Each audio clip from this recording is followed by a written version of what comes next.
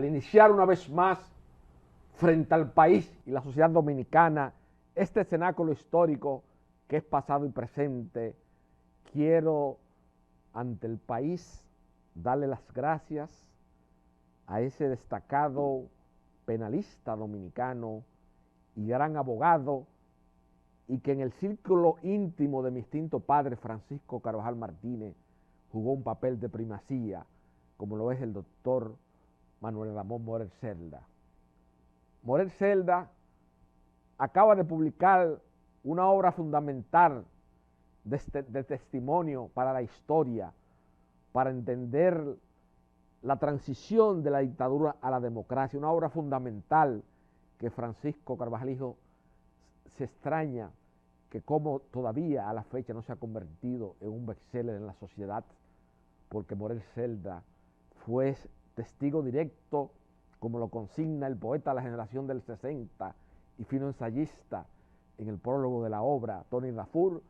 Morel Celda fue testigo ocular de muchos hechos históricos importantes que se registraron a partir de la caída de Rafael Leonidas Trujillo Molina. Yo creo que esta obra, nosotros, en nuestra accidentada vida histórica, y los dominicanos de la posmodernidad, los de la contemporaneidad, que no entendemos muchas veces cómo se operó la transición imperfecta de la dictadura a la democracia, como señalaba Francisco Carvajal Martínez en sus celebradas intervenciones públicas ante el país en su dilatada vida pública. Esa transición imperfecta que se operó, que solamente en nuestra historia tenemos a breve historia contemporánea de la República Dominicana de Fran Moya, tenemos de la sangre del 30 de mayo a la sangre del 24 de abril del doctor Joaquín Balaguer, y esta obra de Morel Celda que indudablemente llena un papel fundamental en el esclarecimiento de muchos hechos históricos de este periodo de nuestra historia. Francisco Carvajal Hijo ante el país quiere externar las gracias al doctor Manuel Ramón Morel Celda por ese fino obsequio, lo cual estamos disfrutando a plenitud, y cuando concluyamos la lectura del mismo vamos a hacer en este cenáculo histórico que es pasado y presente una mesa redonda con don Sergio Federico Germán Medrano, con el antiguo secretario particular de mi padre, el doctor Oclier Gutiérrez Félix, y yo, relativo a esta obra interesantísima de Morel Celda, que tiene mucho testimonio de la transición que se operó, como digo, de la dictadura a la democracia, y sobre todo también esa transición que se operó en ese periodo de nuestra historia, cuando concluyó el periodo de los 12 años del doctor Balaguer y asciende a la conducción de los destinos nacionales Manuel Ramón Morel, don Antonio Guzmán. Ahí don Manuel Ramón Morel Celda jugó un papel de primacía en ese periodo de esa transición que se operó, como yo reitero. Es una obra que yo recomiendo a los jóvenes dominicanos que quieren conocer aspectos fundamentales y decisorios de la historia contemporánea nacional. Esta es una lectura impostergable, una lectura obligada, y sobre todo en un país donde la gente tiende a emitir muchas opiniones basadas en la tradición oral o en lectura de solapa, como decía Ramón Francisco en la plena vigencia del Grupo El Puño, refiriéndose a un destacado y prominente crítico de arte y gran amigo mío, como lo es Anulfo Soto, que indudablemente en esos chismes que se producen en la pequeña burguesía intelectual dominicana siempre se resume eso, pero tengo que reconocer que ante mí y Soto estamos ante una de las personas que mejor cultiva la prosa y la crítica de arte en República Dominicana. Ahí Ramón Francisco, que fue mi gran amigo, siempre nosotros mencionamos eso porque se refería a diversas actividades. Entonces, yo recomiendo a los jóvenes dominicanos, ya saliéndome del comentario tangencial, la lectura de esta obra del doctor Manuel Ramón Morel Celda, Testimonios Desclasificados.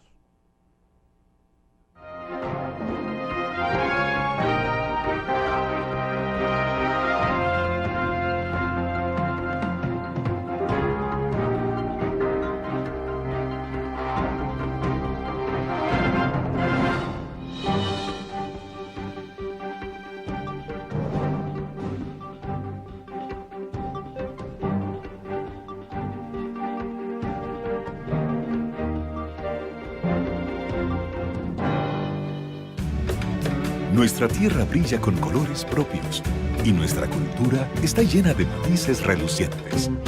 Tenemos colores únicos para nuestro carnaval.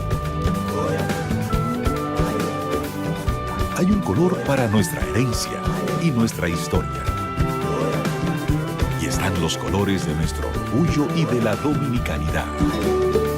República Dominicana es una tierra colorida y desde hace más de 50 años, aquí el color es popular.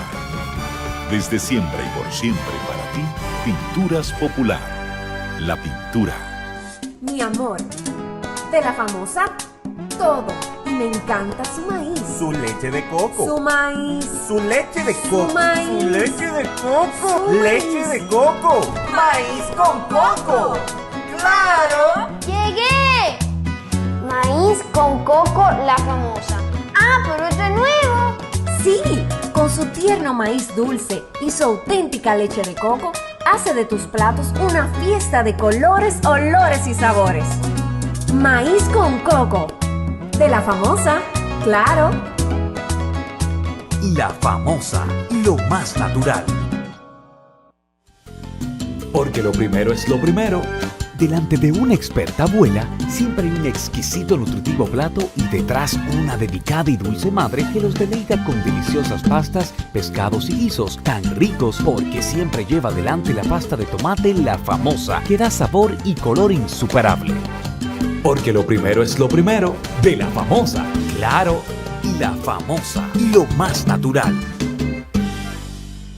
Porque lo primero es lo primero. Delante de una feliz pareja siempre hay unos gandules guisados con coco o un sabrosísimo mono de gandules y detrás una sabia y tradicional herencia para cocinar tan sabrosos platos. Porque ella siempre tiene delante los gandules La Famosa, verdecitos, frescos y con coco. Porque lo primero es lo primero. De La Famosa, claro. Y La Famosa, lo más natural.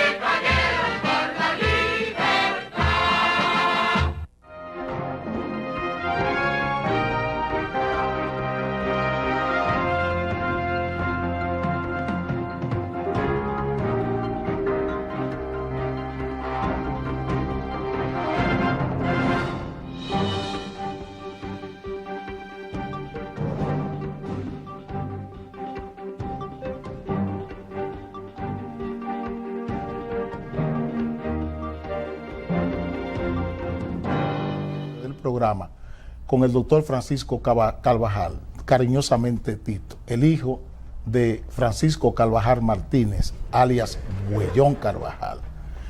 Este es un abogado ya de larga data, pero por lo que está aquí es por ser un cientista social, por ser un analista, por ser una persona que guarda muchos hechos históricos en su cabeza y en su memoria, y que ha escrito y ha desarrollado una serie de temas importantes sobre la vida y la cotidianidad política y social y también cultural de este país. El doctor Carvajal me va a acompañar y quizás me acompañe en más de un programa para nosotros poner en claro muchas confusiones, voy a decirle así, que gozan y que pululan en los círculos sociales y en los círculos periodísticos de este país. Él es productor de televisión, él tiene programa de televisión en el canal amigo, Canal 6, el Canal del Sol. Tito, gracias por acompañarme en este tiempecito del programa. Bueno, don Fernando, para mí es un gran honor y siempre he sostenido la tesis y el criterio de que aunque muchas veces no comparto 100% muchas ideas y conceptos que usted expresa ante el país, es la única voz crítica, la única voz responsable que analiza con propiedad tanto los problemas estructurales como coyunturales de la sociedad contemporánea dominicana. porque lamentablemente a la desaparición física de Rafael Leonidas Trujillo Molina, y como consigna una de las plumas más selecta en el cultivo de género de la poesía en la literatura nacional, como lo fue mi tío de la vida Víctor Villegas, en esa obra poética, Sueño y Realidad, que aún no ha sido aquilatada ni por la crítica ni por los intelectuales dominicanos, dedicada a la memoria de Francisco Carvajal Martínez. Nada el sentimiento, la frustración de una generación que la Juventud Democrática, con los hermanos Félix Selvio y Juan Ducudrey, vino luchando contra Rafael Leonidas Trujillo Molina, y hemos visto cómo hemos descendido en la apertura y la democracia. Para citar un ejemplo ante el país, solamente tendremos que ver los funcionarios públicos en la era de Trujillo y los funcionarios públicos en la época contemporánea, como diría Fernando Sabater. Tenemos Manuel Joaquín Castillo, ministro de Interior y Policía de Rafael Leonidas Trujillo Molina. Tenemos a Jesús Vázquez Martínez, ministro de Interior y Policía de la actual administración, que por cierto, y dicho sea de paso, como un aspecto tangencial, está a punto de explotarle un escándalo en ese ministerio, porque ha cancelado más de 200 empleados y está en la misma situación del caso que usted señaló de la joven que lamentablemente tuvo que acudir, de esa dama dominicana, y que don Luis Abinader, de que el cual yo tengo cifradas ciertas esperanzas de que mantenga a flote este país, porque el fracaso de Luis Abinader es el fracaso de todos los dominicanos, de nuestro país, de la viabilidad, de la permanencia en el espacio y en el tiempo de este hábitat geográfico que está por diversos factores ahora mismo contornándose su peligrosidad en el destino dominicano, como señaló un político en un momento determinado que no se le hizo mucho caso, como fue el licenciado Luis Julián Pérez en su obra El pueblo dominicano frente a su destino. Tenemos el problema migratorio haitiano. El haitiano que no está aquí es porque no ha querido cruzar o que se ha decidido quedarse en su país. La sociedad dominicana parece una orquesta disonante. Las voces críticas del periodismo nacional, le hace Juan Bolívar Díaz, Andrés Le Mateo, Esteban Rosario y un grupo de personas en las cuales Francisco Carvajal hijo había fijado su esperanza, pasaron a ser simples burócratas. Por eso Villegas siempre me decía, en ocasión de la publicación de la obra El mito y cultura en la era de Trujillo de Andrés Le Mateo, que ese libro era una concepción, partía de una concepción, una premisa errada, de que Trujillo había manipulado la cultura, cuando realmente Rafael Leonidas Trujillo Molina tiene el mérito, y los presidentes que han venido en la apertura y la democracia son los que han validado ese criterio, porque la vida y la sociología y el desarrollo de las fuerzas sociales se nutre de realidades, no de interpretación ni de palabras. Ahí está la realidad, y la que reafirma esas afirmaciones es la foto que mi profesor inolvidable Rafael Lupo Hernández Rueda y Marino Vinicio Castillo Rodríguez exhiben con orgullo de una tarde en la normal Presidente Trujillo, cuando vino un reportero de una revista norteamericana a hacer un reportaje de educación superior durante la era de Trujillo, y por el azar el profesor Carlos Curier se encontraba con discípulos en un recreo hablando, y se tomó esa foto al azar, y de esa foto nada más, de esa foto emblemática, salieron dominicanos de la talla, de la magnitud y de las dimensiones históricas de un Manuel Aurelio Tavares Justo, el líder político más importante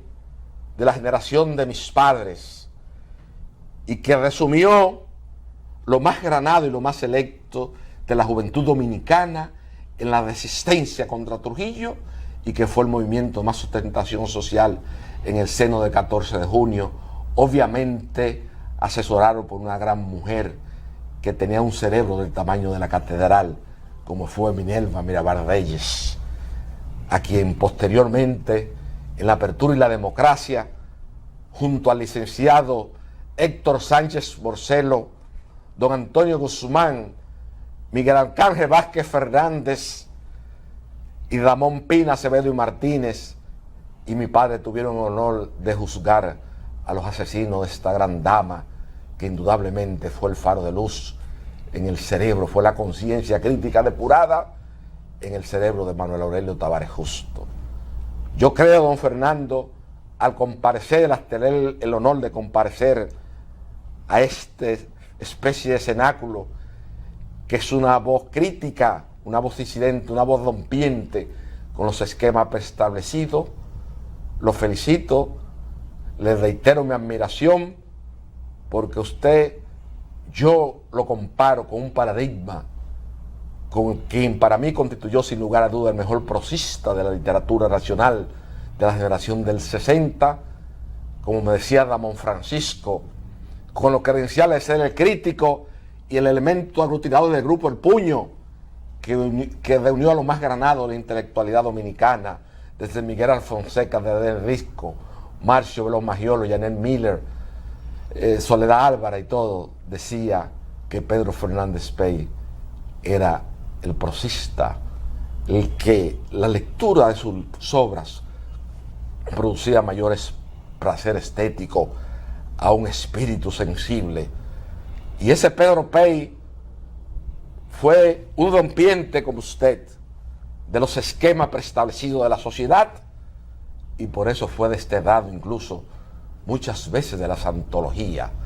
Y esa peña de tres, que originalmente comenzó con Tony Dafur, André Le Mateo y él, se quedó luego por los desvaneos de mi amigo Tony Dafur, que indudablemente es mi gran amigo, y en la historia del 1J4 coloca en su justo lugar el puesto que se ganó mi padre en la historia contemporánea nacional, y se lo agradezco, pero ha tenido mucho desvaneo político.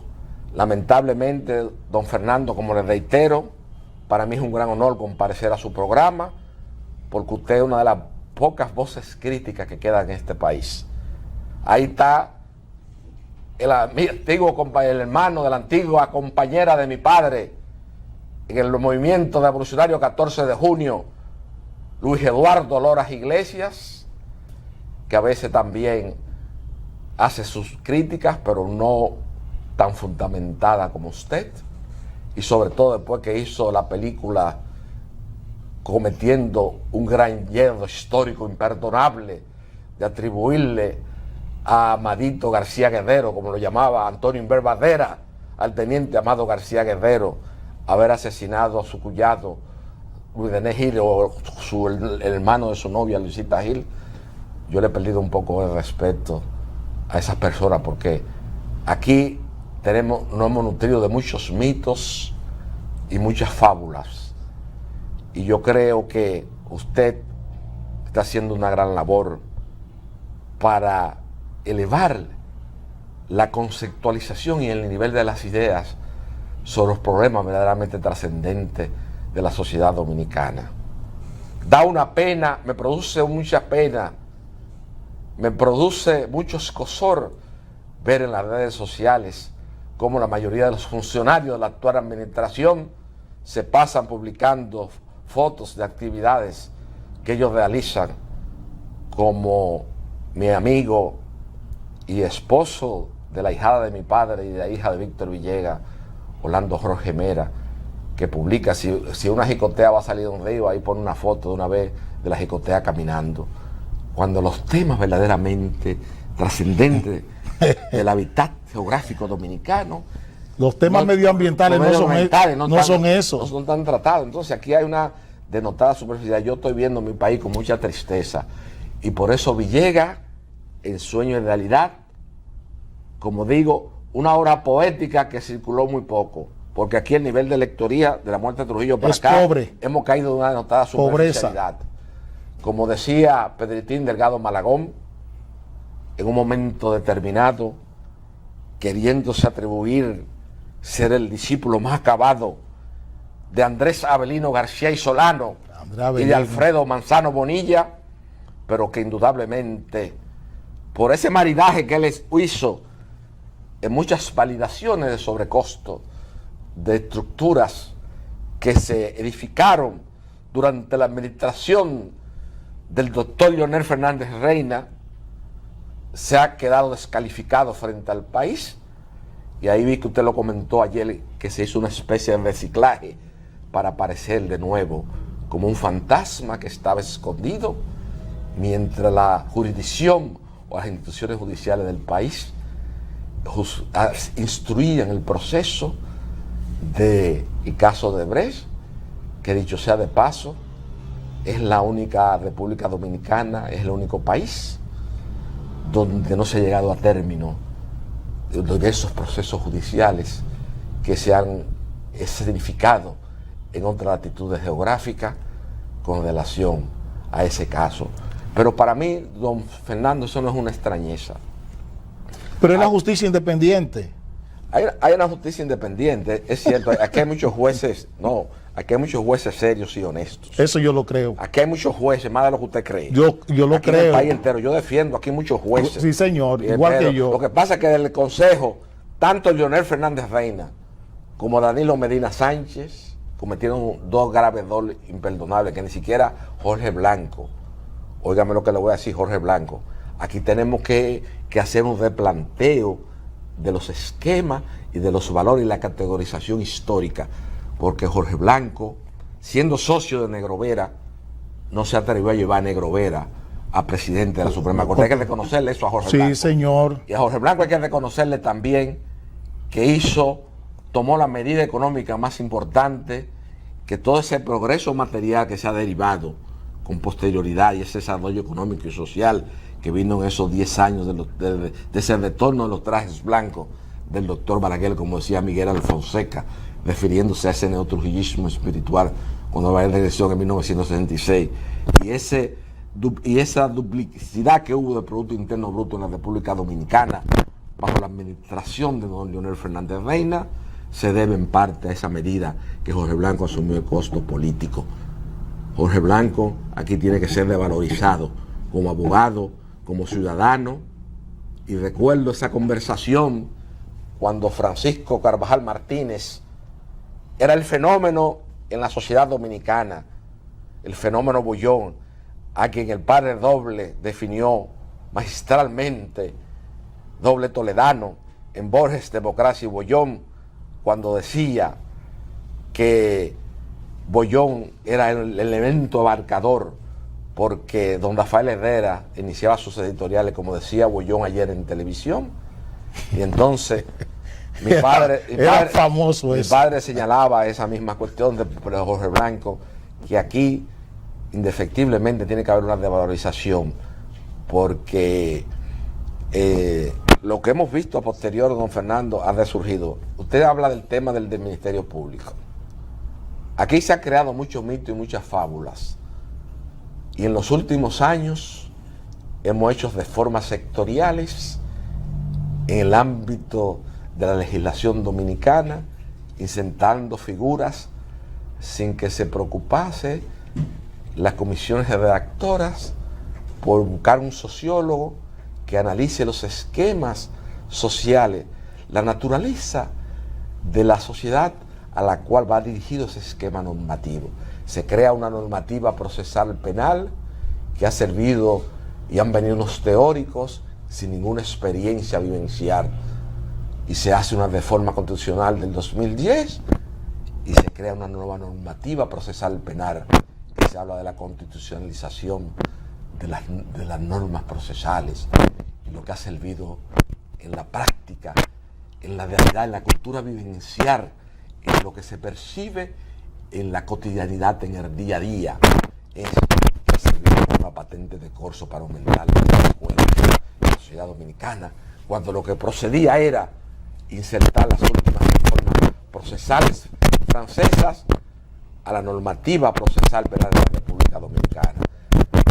Y aquí en este país también quiero hacerle un reconocimiento a Jorge Antonio Subero Isa. Subero Isa fue un equilibrio, vino como designación de equilibrio de las fuerzas políticas y sociales, y su buen desempeño en la Suprema Corte de Justicia. Pero yo me opuse a que Leonel Fernández nombrara un socio de él como Mariano Germán Mejía, que es mi profesor de Derecho Procesal Civil de la Universidad Nacional Benedicto Ureña y un gran amigo mío.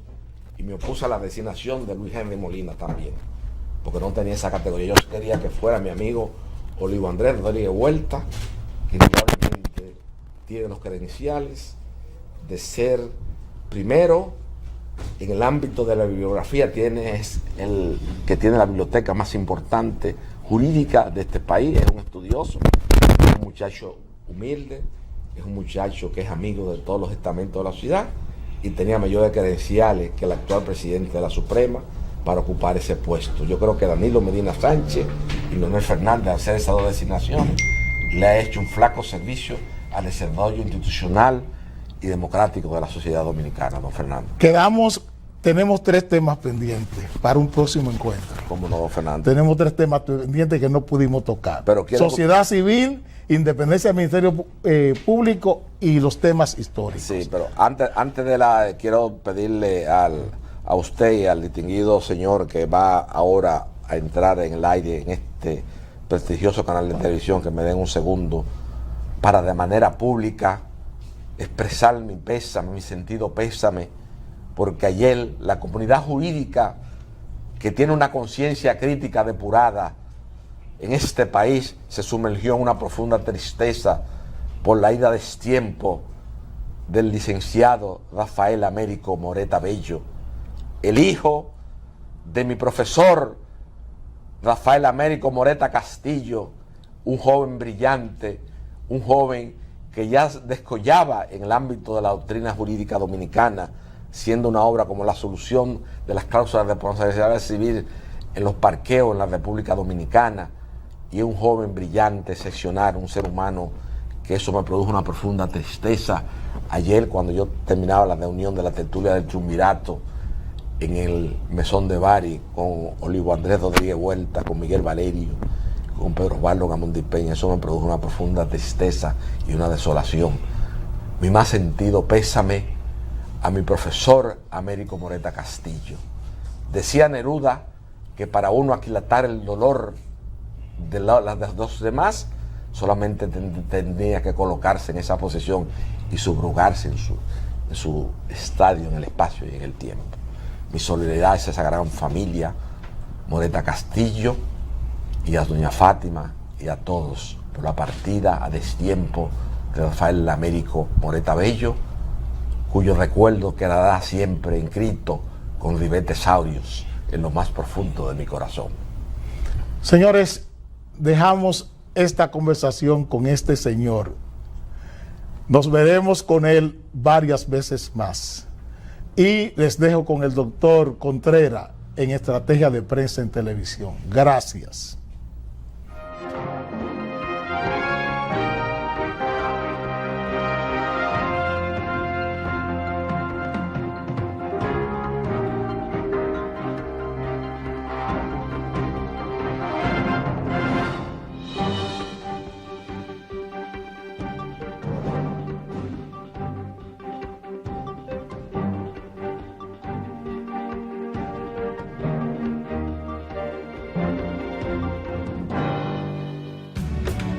Nuestra tierra brilla con colores propios y nuestra cultura está llena de matices relucientes.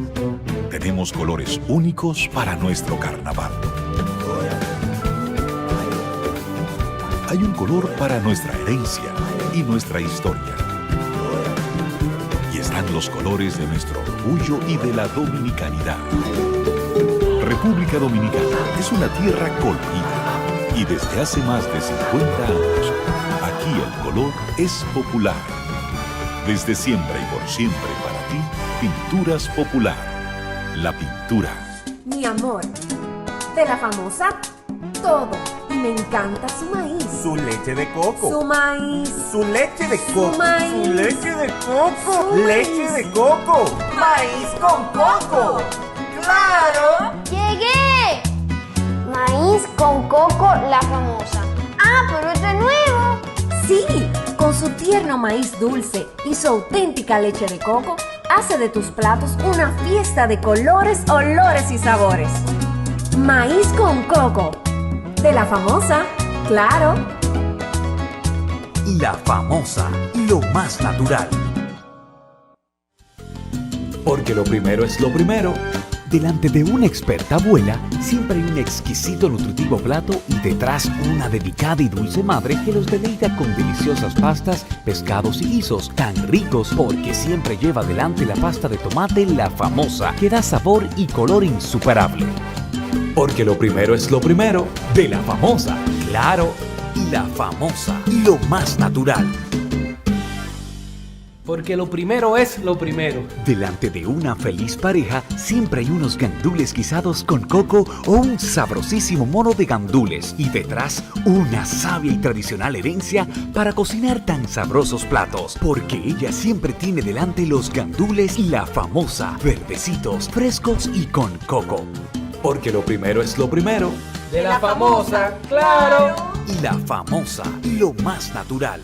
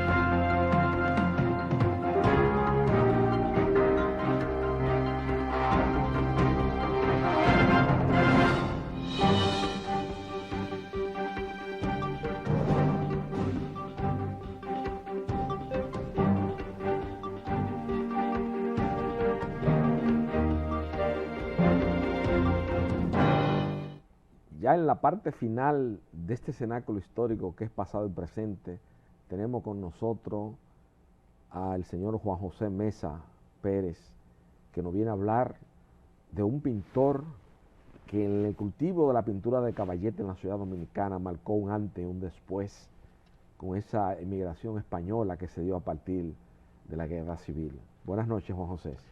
Muy buenas noches, doctor Carvajal. Qué privilegio estar aquí de nuevo con usted en pasado y presente. Y nada más y nada menos que para hablar de José Gausach. Claro. Que sí, esa tertulia ya la hemos tenido varias veces. Claro. En varios lugares al mismo tiempo. Claro, No en la Peña del Triunvirato, en el Mesón de Bari, pero debemos ir a hablar de Gausach también al Mesón de Bari en cualquier momento. Claro, claro. Pero la verdad que hablar de Gausach es como recibir un bálsamo en esta época. Claro.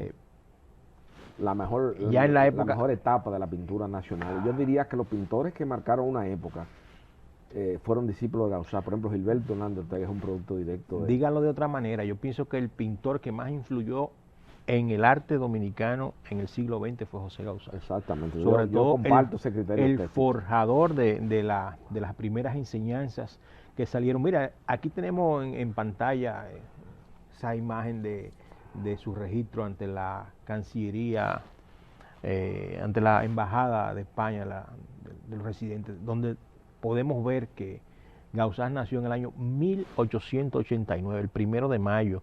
Ese día se comenzó a celebrar por primera vez la conmemoración del Día del Trabajo. O sea que Gausach vino con las pilas puestas a enseñarnos lo que es el trabajo y el amor por el arte. Hijo de Pablo y Ana, que se forjó su primer contacto con la pintura. Yo diría que fue Torres García, que era su vecino. Joaquín Torres García, el uruguayo, era su vecino en la comunidad de Sarriá, donde él vivía, un poquito mayor que él, y ahí concurrían varios amigos por las tardes a tertuliar y a hacer monigotes, diría yo, hasta que ingresa a la academia de Juan Baizas, más o menos por allá, por el año 1903, 1904, yo diría 1903, porque era requisito para entrar formalmente a la Escuela de Bellas Artes, pasar 3 años de aprendiz como pintor en un taller de un maestro, y fue a la Escuela Baizas, que quedaba muy cerca de la comunidad de Sarriá, donde él vivía, más o menos unos 4 kilómetros. Sarriá tenía por privilegio que se construyó la primera línea de metro de España y la segunda línea de metro de Europa. Entonces eso le facilitaba moverse con facilidad de Sarriá a Barcelona, a la Escuela de Baizas, a recibir esas primeras enseñanzas.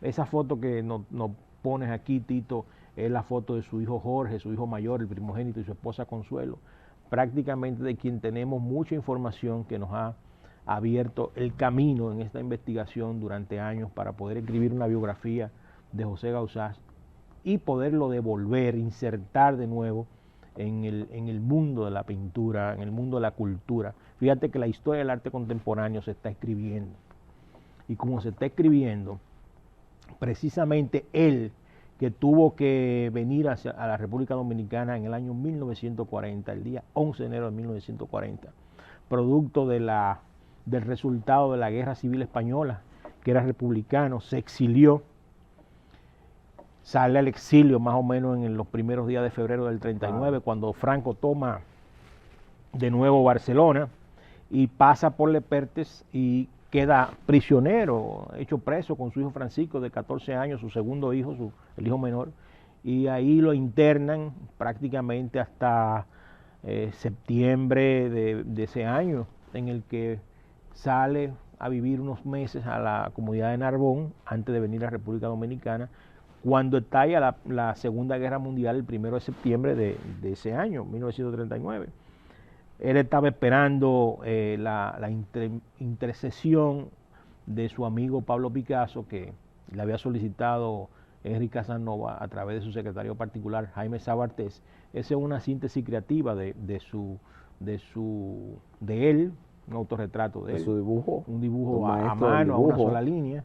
Y que te decía que ahí, en el 1 de septiembre del 39, cuando estalla la Segunda Guerra Mundial, Gauzás toma la decisión ante la oferta del gobierno dominicano de recibir 5.000 refugiados, producto precisamente de la Guerra Civil Española, de la persecución nazi, y viene con una serie de intelectuales que se instalan en la República Dominicana. Pero previo a esa llegada de Gauzás, porque nosotros entendemos que hay un antes y un después a partir de ese año, pero previo a eso es interesante conocer quién era Gauzás. Gauzás es un individuo que se forma nada más y nada menos que al calor de las enseñanzas de uno de los pintores más destacados de Barcelona en aquel momento, que era don Félix Mestres. Félix Mestres era el pintor prácticamente que representaba la oligarquía de Barcelona. Y el que no tenía una obra de Mestres en su casa no pertenecía a la oligarquía, a la burguesía, diríamos nosotros, en estos tiempos. Entonces Gauzás se forma con él, era su discípulo predilecto, y se deja también influenciar de su amigo Nonel en las tertulias del Quatre Cats, que eso es un tema interesante, que Picasso, Nonel y Gauzás coinciden en el tiempo, pero no hay un elemento que los vincule de formación, sino que ellos a través de las tertulias, a través de los intercambios, de una manera u otra se van influyendo uno de los otros. Y tú ves en las obras tanto de Picasso como la de Gauzás, como la de Nonel, una coincidencia inequívoca. Entonces Gauzás se va más o menos a mediados de 1911 a París, a terminar de formarse, precisamente tras la muerte de Nonel, que le dice, mira, no te quede aquí en este momento, París es la capital del arte, arranca y se va provisto de un sólido bagaje técnico, profesional, graduado de profesor de pintura decorativa, tejidos y blondas, y allí en París que es una etapa que está en profunda investigación, porque tú sabes que Gauzás tuvo que, cuando vino a la República Dominicana exiliado, vino con lo que tenía en la mano. Todo se quedó en Barcelona, toda esa información se perdió. Como te decía hace un momento, la historia del arte contemporáneo se está escribiendo. Y cuando tú no estás, cuando tú no vives en el lugar que se escribe la historia, te vas quedando fuera. Entonces Gauzás realmente, al venir a República Dominicana, da su mejor etapa de su vida a los dominicanos.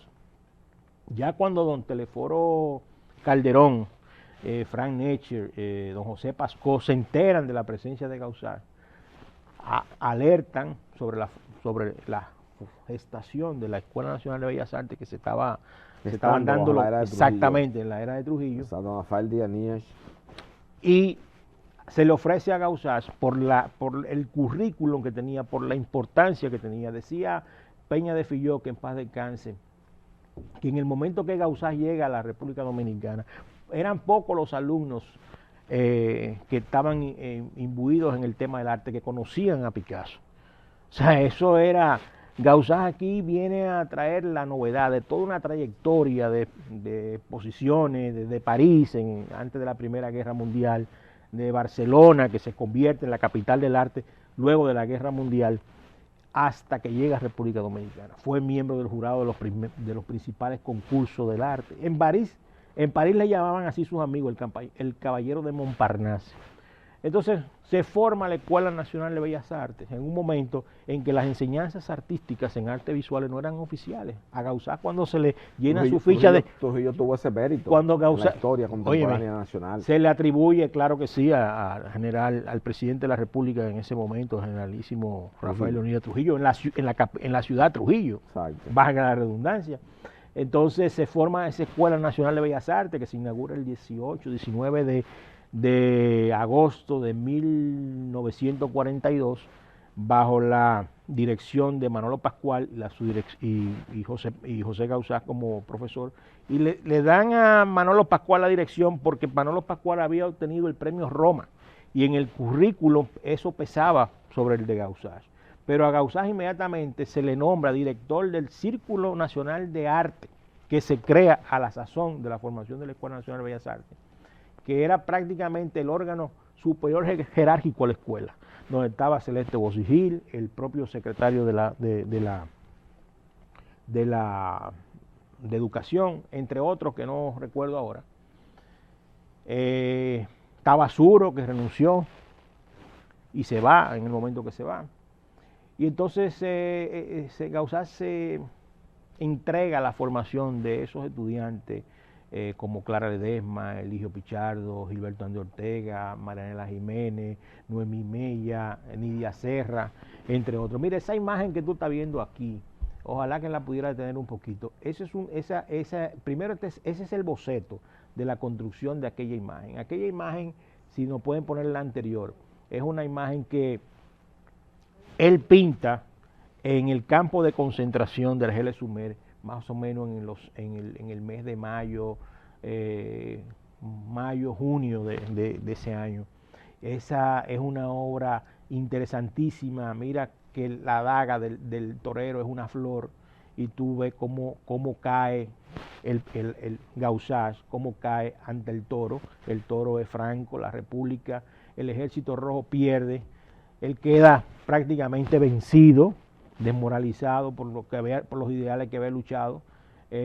Firmó el manifiesto de la Asociación de Intelectuales de la Cultura contra la dictadura en aquel momento, y esa fue una obra que se exhibió en una exposición que hubo en Francia, precisamente donde se le dio la oportunidad en pleno campo de concentración, donde se le dio la oportunidad a artistas como José Gauzás, José Renau, que era el director de la Escuela de Bellas Artes en Barcelona en ese tiempo, a expresarse con el drama que estaban viviendo en los campos de concentración. Esa es una obra bella. Fíjate que esa obra está firmada y fechada Narbonne, 1939, que constituye un documento inequívoco de su permanencia en ese campo de concentración.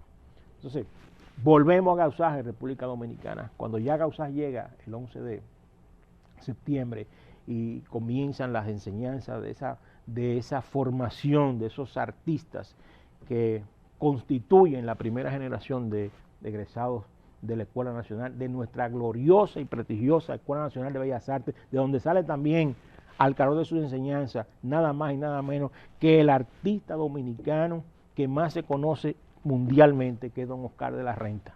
Oscar de la Renta Fiallo obtiene el título de pintor, de profesor de pintura, su única formación probada es la que adquiere en la Escuela Nacional de Bellas Artes en el año 1951. Interesante dato. Y mira, esa foto, Gaussage hizo ese retrato, se dice que es el único retrato ecuestre del presidente Trujillo y estaba en la hacienda Las Caobas. De hecho, hay una anécdota sumamente interesante. Dice que cuando el presidente Trujillo, en ese momento, el general Trujillo en ese momento, va a ver la obra con su fotógrafo personal, Pepe, una obra sobre lienzo que Gaussage le pinta el marco incluso, él dijo la frase, y seguiré a caballo. De ahí dio origen al merengue, seguiré a caballo, y es producto de esa imaginería del profesor Gaussage que le recrea esa imagen de ecuestre al general Trujillo. No sabemos dónde se encuentra esa obra, ojalá no por ningún fin específico, pero yo pienso que es una obra que es patrimonio de los dominicanos, parte de la historia de la República Dominicana, que ojalá supiéramos nosotros dónde está el paradero y que constituye una pieza que debería en cualquier escenario formar parte de un tesoro que deben disfrutar los dominicanos. Mira, esa es una invitación previo a la inauguración de la Escuela Nacional de Bellas Artes, 2 o 3 días antes, de pintores modernos español, de la hispanidad, que se lleva nada más y nada menos que en la sede de la Embajada Norteamericana en la República Dominicana. Ahí figuran exponiendo Gaussage, Granel y no recuerdo si era Jaudor o Lazzanetti junto con él. Bueno, tú mencionabas a Eugenio Fernández Granel, también es un gran artista, al igual que Gaussage. Pero en Gaussage tenemos que ver que lo mejor de la pintura nacional viene de Gaussage. Ahí vemos a Clara Ledesma con el grupo de los 4, Jaime Antonio Gumersindo de Rosario y Corson, José Gaussage, Gilberto Hernández Ortega y Clarita Ledesma. Mira, lo mejor de la pintura nacional. Tú mencionaste a Corson, vamos a decir algo importante. Corson ingresa a la Escuela Nacional de la Lonja en el año 1918. Él llega a Barcelona, no sé si exactamente ingresa en el mismo 1918 o fue el año en que llega a Barcelona, que era, como te dije ahorita, la capital de las artes. Y hay registros, hay evidencia escrita, pruebas irrefutables, que Gaussage era ya profesor de la Escuela Nacional, de la Escuela de la Lonja de Bellas Artes, donde ingresa Corson en el año 1919 hasta el 1936. Profesor de dibujo y profesor de encuadernación artística. Es decir, que el encuentro de Gaussage con Corson inicia en Barcelona. Ellos se reencuentran en República Dominicana. Ese es un dato que ha estado ahí durante muchos años, está en la biografía de Corson y no se había concatenado de ese vínculo, esa relación estético que tiene. Como tampoco se había concatenado el vínculo de Gaussage con Vázquez Díaz, que se conocen en París.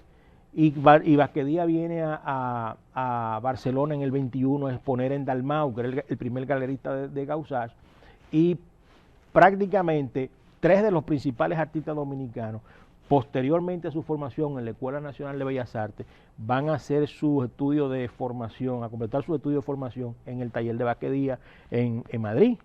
Recuérdate que a Vázquez Díaz es que se le dedica la primera Bienal Hispanoamericana, cuando el mundo del arte se divide en dos bandos, en lo que estaban liderados por Picasso y en lo que estaban liderados por Dalí.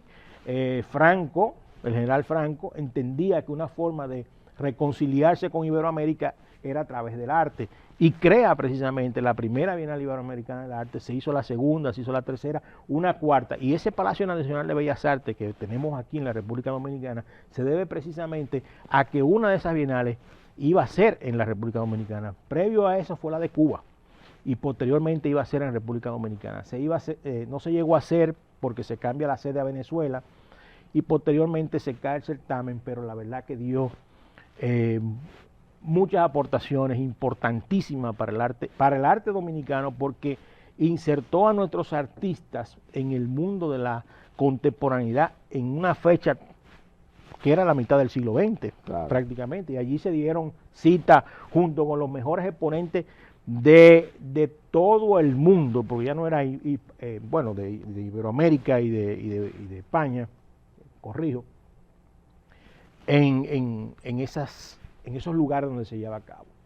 Mira, Gaussage es sumamente enriquecedor sus aportaciones. Aquí vemos algunos trabajos que nos pasan de dibujo, mira cómo influye la moda, las enseñanzas que le transmite a su discípulo Oscar de la Renta. Mira aquí el tema de la...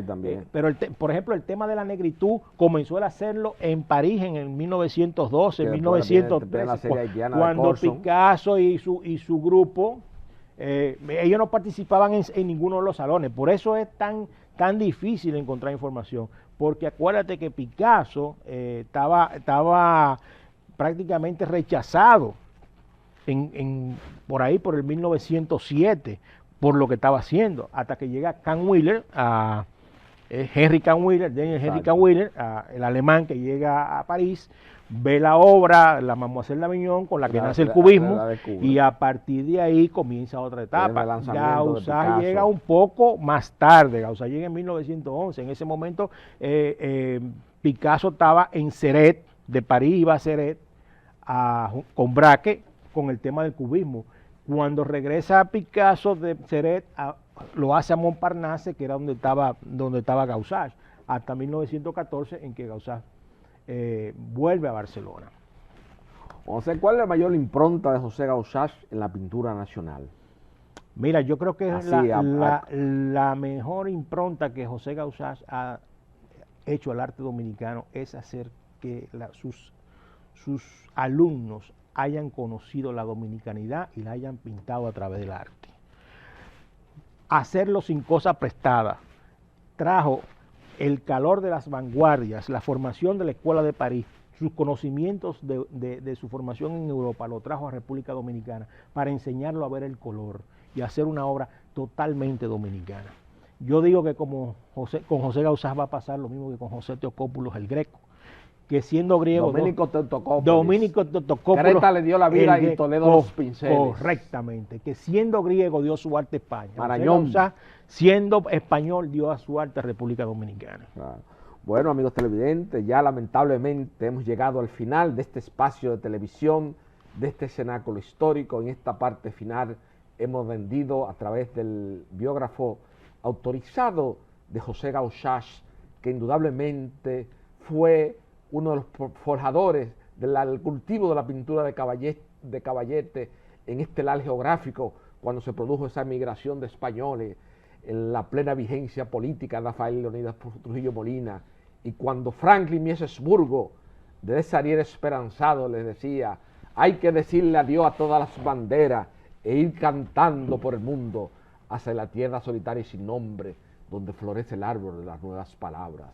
Esa fue la República Dominicana. Ese fue José Gaussage. Ese Gaussage cuyas enseñanzas la aprendemos a apreciar en los inusitados placeres estéticos que nos produce la obra de Iván Tobar, de Gilberto Hernández Ortega y de Tomasín López Ramos. Y de Paul Giudicelli. Revaloricemos a José Gaussage y démosle la impronta que merece en la historia de la pintura nacional y del arte caribeño. Buenas noches, amigos televidentes.